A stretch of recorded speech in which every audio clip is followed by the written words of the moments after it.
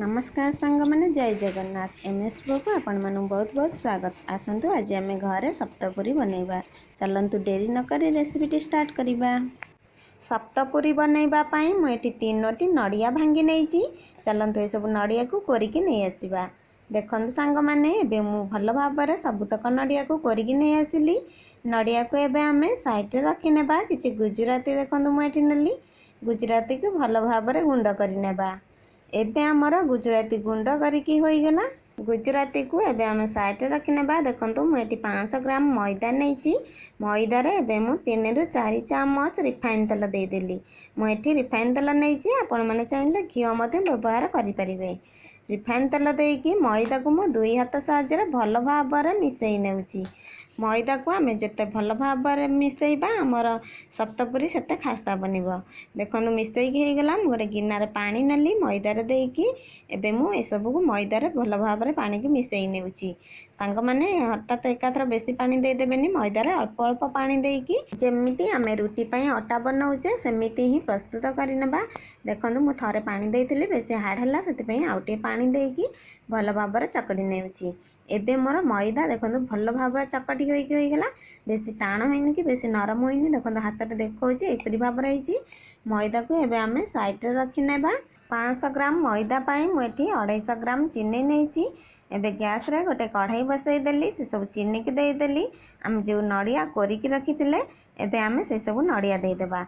चीनी देला परे नड़िया सांग सांग दे नेबे एवं एबे आमे भल भाव मिसई नेबा। ए सब को मुझे चीनी प्रथम देइछि। आपण माने चाहिए प्रथम नड़िया देकी तापर चीनी मध्य देई परिबे। जदि आपण माने चीनी प्रथम देउछनी गैस को जमा भी हाई करिवे नहीं।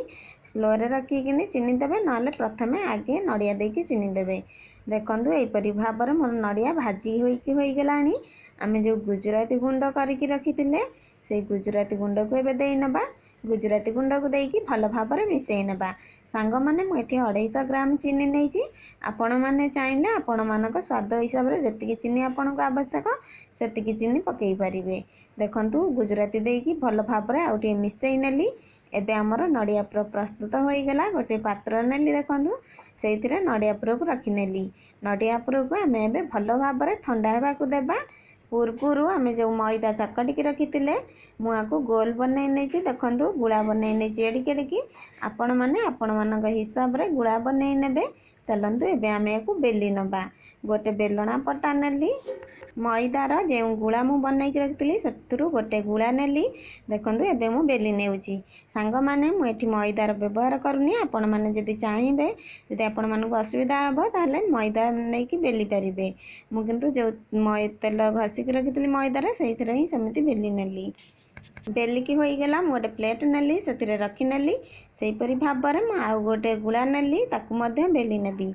सांग माने आपण मानकु जदि मोर रेसिपी वीडियो भल लागुची वीडियोटी को लाइक शेयर करबा सहित कमेंट माध्यम रे निश्चिंत जणातु वीडियो केमिति लागुची एवं चैनल रे जदि नुआ अछंती चैनल को सब्सक्राइब कर दियंतु। देखंतु सांग माने एहीपरि भाव में मु आउ गोटे गुळा नेली ताकू मध्य बेली नेली। रुटी भले आमे बेलिबा किंतु रुटी टिके बेसी बड़ बड़ टिके मोटा रहइबो ये टिके पतला रहइबो। देखंतु ये मध्य बेलिकी होईगला। आमे जो पूर थिले से पूररु नबा। एबे देखंतु पूर नेली। पूर देकी हाथ रे टिके साइज करि नेली। पूर को साइज करि नै आ गोटे बेलिकी रखिथिली मैदा ताकू ऊपर देई नेली। तार चारिकर हाथ रे भल भाव रे आमे टिके दाबी नबा। चारिकर दाबी की एबे आमे जो परि भाव रे आमे सुजी काकरा बनाउचे सेही परि भाव रे हाथ रे शेप देई नेबा। तांक माने जेतबेले आमे पूरी रो चारिकर मोडुचंदी तेबे आमे देखिक मोड़ीबा। बेसी मोड़िकी फटै देबानी।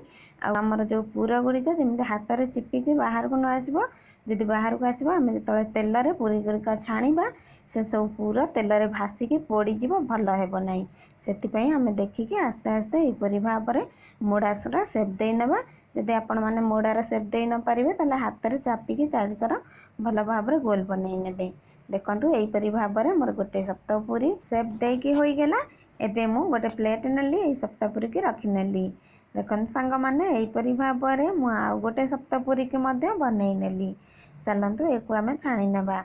गैस रे गोटे कढ़ई बसैकी से मु रिफाइन तेल देदेली। तेल को गरम होगा रखिनेली। तेल आमर भल भाव गरम हो गला। एबे मु सप्तपुरी की दे नेउची। सांग माने आमे जितले सप्तपुरी की देबा गैस को जमा भी हाई रे रखियानी। तेल को भल भाव गरम करके गैस को स्लो कर देबा। सप्तपुरी की देकी देखंतु एई परि भाव रे गोटे चामच रे ता ऊपर तेल टिके छिंची नेबा। छिंचिकी आमे एबे सप्तपुरी की उल्टेई नेबा। जोपरी भाव में कहूँ आपण मैंने से भाव में बनातु देखिए एकदम परफेक्ट बनब बढ़िया बनब। देखो केते सुंदर भाव में फुली आमर सप्तपुरी। यहीपरि भाव में आपण मैंने घरे सप्तपुरी बनातु ठाकुर पाखे भोग लगातु। देखो एबे आमर सप्तपुरी भल भाव में छाणी होगला केते सुंदर कलर आसी बढ़िया फुली टिके भी फाटी ना। देखो भल भाव में मुझे तेल रू बाहर कर नेउची। गोटे प्लेट नेली। एबे मुझे सब सप्तपुरी की से प्लेट रे दे नेली। सांग मैंने आपण मैंने जदि भिडियोटी को फेसबुक पेज रु देखुंत तेबे पेज को फॉलो करने सहित भिडियोटी को लाइक शेयर कर दियंतु। चलतु सांग मैंने यहीपरि भाव में आम सबुतक सप्तपुरी को छाणी नेबा। यहीपरि भाव में मु सबुतक सप्तपुरी को छाणी नेली। देखंतु मोर 500 ग्राम मैदा रे 12टी सप्तपुरी बनीची।